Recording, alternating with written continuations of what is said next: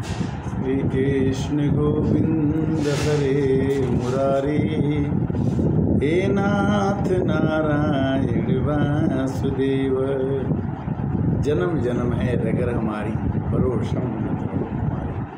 भगवान की कृपा अनंत है। आज पूर्णिमा है। पूर्णिमा ये कहती है कि हमें गीता का सहारा लेना चाहिए, हमें गुरु का सहारा लेना चाहिए और हमें गौरी, गीता, गंगा, गणेश ये सब का सहायता लेकर के ही जीवन में पूर्णता को आदमी प्राप्त कर सकता है। गीता हमारे जीवन को संवार सकती है, गंगा हमारे जीवन को संवार सकती है, गौरी हमारे जीवन को संवार सकती है, गणेश जी हमारे जीवन को संवार सकते हैं और गुरु हमारे जीवन को संवार सकते हैं। आज गुरु की पूर्णिमा है। आज गीता के अध्याय 5 के बारे में चर्चा करेंगे कि संन्यासः कर्मयोगश्च निःश्रेयस करायुधो तयो अस्तु कर्म संन्यास कर्मयोगो विशिष्यते। भगवान ने कहा कि मुक्ति के लिए कर्म का परित्याग करना और भक्ति में कर्म करना दोनों ही उत्तम है। मुक्ति कर्म करने के लिए कर्मों का तो परित्याग करो, किंतु भक्ति युक्त कर्म करना जरूरी है।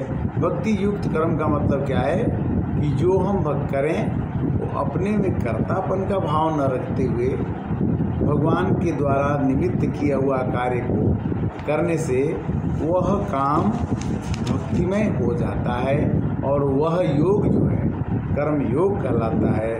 कर्म योग करने से मनुष्य के जीवन में दोनों में से कर्म के परित्याग से मनुष्य के जीवन में भक्ति युक्त कर्म का उदय हो जाता है और आदमी जैसे भगवान नहीं थकते काम करते करते, वैसे भगवान का भक्त भी काम करते करते नहीं थकता है। कब कि गेयस नित्य सन्यासी यो न दृष्टि न कांक्षति निर्द्वंद्वो ये महाबाहो सुखम बंध्या प्रमुच्यते। अर्थात जो पुरुष न तो कर्मों के फल से घृणा करता है, जो कर्मों का फल मिल जाए उससे घृणा मत कीजिए। अच्छा फल मिले तो भी ठीक है, बुरा फल मिले तो भी ठीक है, क्योंकि कर्मों का फल अपने द्वारा किए हुए कर्मों का फल मनुष्य को मिलता ही मिलता है। कर्म की फल की इच्छा नहीं करना चाहिए और वही सन्यासी है जो कर्म की फल की इच्छा नहीं करता है। हे अर्जुन, ऐसा मनुष्य सभी द्वंद्वों से, सभी झमेलों से, सभी बंधनों से मुक्त हो जाता है। सांख्य योगो पृथक बाला प्रवदन्ति न पंडिता एकम अपुस्थितम सम्य भयोपि विन्दते फलम। अज्ञानी भक्त कर्म योग को जगत के विश्लेषणात्मक अध्ययन की कहते हैं कि कर्म योग हम कर्म करते हैं और सांख्य योग से भिन्न है। सांख्य योग क्या होता है? सन्यासी के रूप में रहना। जो ज्ञानी है वे कहते हैं कि इनमें से किसी एक मार्ग को भली भांति अनुसरण करना चाहिए। कोई कोई कहता है कि या तो कर्म योग कर लो या तो संन्यास योग कर लो, किंतु दोनों का फल एक ही है। कर्म योग का फल और संन्यास योग का फल एक ही होता है। योग युक्तो विशुद्धात्मा विजित आत्मा जितेन्द्रिय सर्वभूतात्मा भूतात्मा कुर्वान्नपि न लिप्यते। जैसे घड़े में रखा हुआ पानी, बाल्टी में रखा हुआ पानी, पानी पानी है, वो कुछ करता नहीं है और रहता है। उसी तरह से जो भक्ति भाव से कर्म करता है, जो विशुद्ध आत्मा है, वो अपने मन तथा इंद्रियों को बस में रखता है। सब को प्रिय होता है, सभी लोग उसे प्रिय होते हैं। ऐसा व्यक्ति कर्म करता हुआ भी कर्म में बंधता नहीं। सबको भगवान कहते हैं कि सब मम प्रिय सब मम उपजाए सबसे अधिक मनुज मोहि भाई। भगवान के द्वारा सब लोग पैदा हुए हैं। और सब लोग अपने अपने कर्मों को करते हुए इस संसार से पार होते हैं। किंतु युक्तः कर्म फलम त्यक्त्वा शान्तिमाप्नोति नैष्ठिकीं आयुक्तः कामकारेण फले सक्तो निबध्यते। निश्चल भक्त शुद्ध शांति प्राप्त करता है, वह समस्त कर्म फल मुझे अर्पित कर देता है। भगवान का भक्त कर्मों के फल को भगवान को अर्पित करता है। किंतु जो व्यक्ति भगवान से युक्त नहीं है वह अपने श्रम का फल कामी है और वह बन जाता है। वह कहता है कि कर्ता मैं, कर्ता मनुष्य हो ही नहीं सकता, कर्ता तो भगवान ही है। और जो आदमी भगवान को कर्ता मान के काम करता है वो कर्म के फलों में कभी बनता ही नहीं। सर्व कर्माणि मनसा संन्यासस्ते सुखिं वस नवद्वारे पुरे देहि नैव कुर्वन्न कार्यं।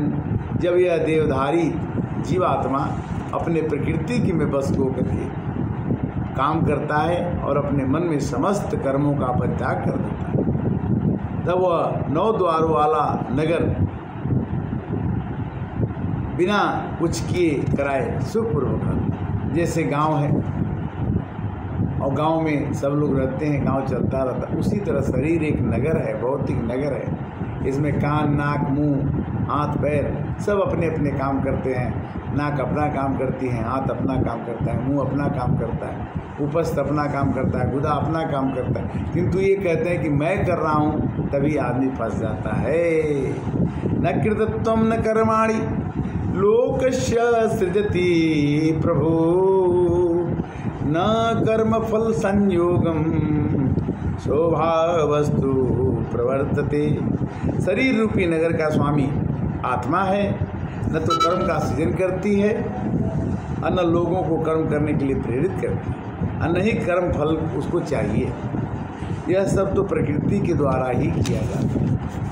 प्रकृति ही मनुष्य को काम कराती रहती है। ज्ञानेन तु तत्ज्ञानम येषां नाशति आत्मनः तेषां आदित्य अज्ञानम प्रकाशति तत्परम। जैसे सूरज पूरे संसार को प्रकाशित करता है, उसी प्रकार यह आत्मा पूरे शरीर को संचालन करती है। आत्मा के द्वारा हम आँख से देखते हैं, नाक से सूंघते हैं, मुंह से खाते हैं, चलते हैं। आत्मा हमारे को सूर्य की भांति प्रकाशित करती रहती है। और अज्ञानेन तु तत्ज्ञानम, कहते हैं कि जब कोई उस ज्ञान से प्रबुद्ध होता है, अविद्या का विनाश उसके अंदर से हो जाता है। जब सूरज का उदय होगा तो ऑटोमेटिकली अंधकार जो है पूर्ण रूप से गायब हो जाता है, और जब प्रकाश आ जाता है तो उस प्रकाश में बैठ कर के सारी वस्तुएं प्रकाशित हो जाती हैं, ज्ञान हो जाता है। विद्या विनय संपन्ने ब्राह्मणे गविहस्तिनी सुनी चैव सपाके च पंडिता समदर्शिना। विनम्र साधु पुरुष अपने वास्तविक ज्ञान के कारण एक विद्वान विनीत ब्राह्मण, गाय, हाथी, कुत्ता और चंडाल को एक समान दिखता है। कहते हैं कि सिया राम मैं सब जग जानी करहूँ प्रणाम जोरी जुग पानी काम क्रोध वियुक्तानाम यतीनाम यत चेतसाम अभितो ब्रह्म निर्माणम वर्तते विदितात्मनाम। जो क्रोध तथा समस्त भौतिक इच्छाओं से रहित है, हमारे अंदर क्रोध नहीं होना चाहिए, हमारे अंदर भौतिक इच्छा नहीं होनी चाहिए। जो स्वयं स्वरूप के अंतर्जामी है, संसिद्धि के लिए निरंतर प्रयास करता है। संसिद्धि अपने अंदर जो संकल्प है उसको करने के लिए हमेशा हमें तैयार रहना चाहिए। उसको मुक्ति निकट भविष्य में सुनिश्चित है। हमें संकल्प द्वारा जो काम मिला है उसे करने के लिए हमें तैयार रहना चाहिए।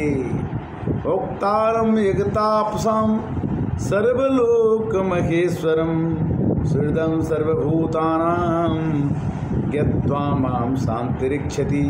मुझे समस्त यज्ञों तपस्याओं का परम भगवान ही यज्ञों की भोक्ता हैं। समस्त लोगों के देवता भगवान से जुड़े हुए हैं, समस्त जीव भगवान से जुड़े होते हैं। और समस्त परोपकार भगवान से ही जुड़ा हुआ है। इसलिए भौतिक गुणों को प्राप्त करने के लिए भगवान से जुड़ना, मिलना और भगवान को समझना बहुत जरूरी है। इस प्रकार आज गीता का अध्याय 5 की चर्चा हुई। कुछ चुने हुए श्लोकों की चर्चा के साथ में आज गीता के अध्याय 5 का समापन।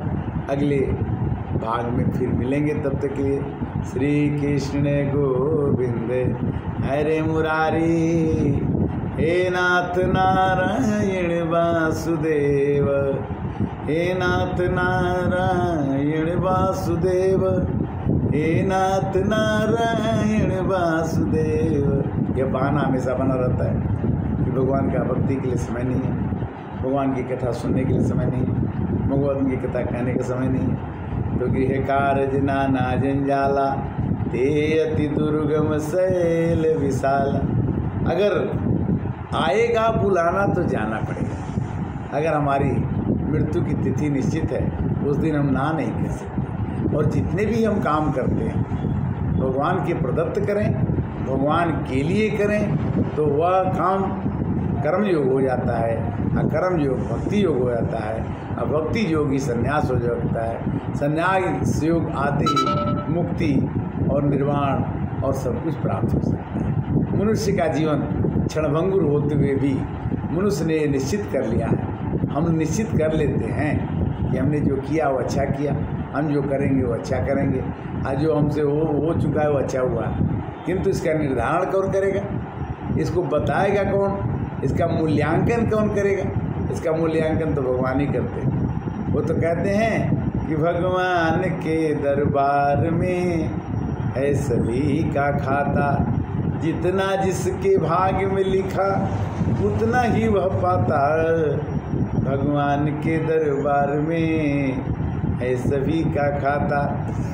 तो हमारे अपने खाते को चेक कर देना चाहिए कि हम इतने बरस के हो गए, हमारे खाते में परोपकार का कितना धन जमा है, दूसरे को मदद करने का धन कितना हमने किया।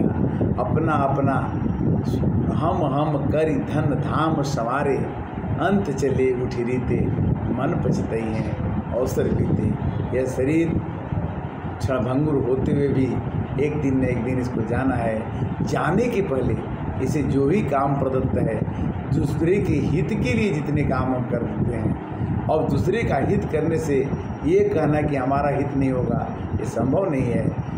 मानस में आती चौपाई कि परहित लागी तजे जो देही, संतत संत प्रशंसहिते ही। जो दूसरे के हित करने के लिए अपना शरीर त्याग देते हैं, उसको संतत लगातार दुनिया याद करती है।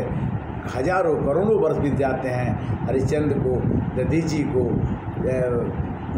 शिवी को, जो राजा अपने शरीर को, जटायु को, मतलब जिसने भगवान को जपते हुए अपने शरीर को त्याग दिया। भगवान को शरीर का त्याग करने का मतलब ये नहीं है कि हम भगवान को ही केवल जपे और अब कोई काम न करें, ऐसा कहें। गीता कहती है, जियो गीता में गुरु जी कहते हैं ज्ञानानंद जी महाराज कि जियो गीता के साथ रहो। जियो गीता का संदेश कुरुक्षेत्र में ज्ञानानंद जी महाराज जी द्वारा मिलता है, और वो कहते हैं कि गीता को घर घर कैसे पहुंचाया जाए, गीता सबके हृदय में कैसे जाए। तो गीता संस्कृत में लिखी होती है, संस्कृत में लिखने के बाद उसमें हिंदी में भी अर्थ है। उनके द्वारा लिखी हुई गीता में कुछ काव्य रूप में भी है, जिसको हम आपको अगले एपिसोड में इसकी चर्चा करेंगे। और उन्होंने उनके हिसाब से गीता हर घर में हो, गीता हर एक मानव के मन में हो।